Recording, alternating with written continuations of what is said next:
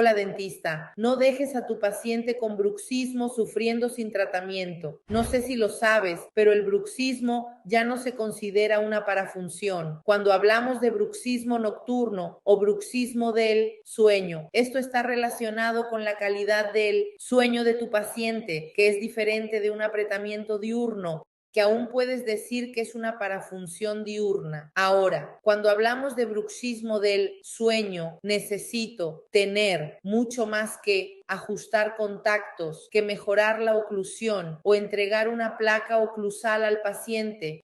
¿Hasta cuándo vas a cerrar los ojos ante esto, enfocándote cada vez más en hacer cursos restaurativos de técnicas, de resinas, de pines, de carillas?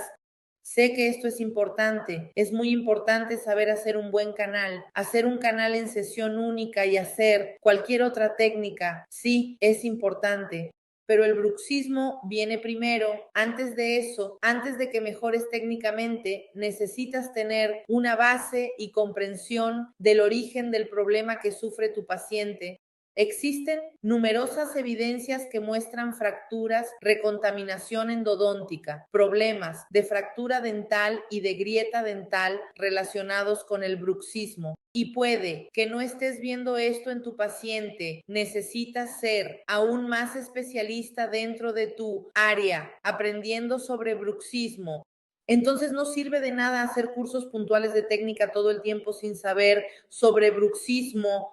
¿Sabes por qué? Vas a tener tus restauraciones fallando, vas a tener problemas con tus procedimientos. Especialista en prótesis, periodoncia, maestra en ciencia de materiales, doctora en dentística y muchos problemas de restauración fallando antes de entender el bruxismo. Entonces quiero que te destaques en tu especialidad a través del entendimiento de que es posible tratar a un paciente con bruxismo.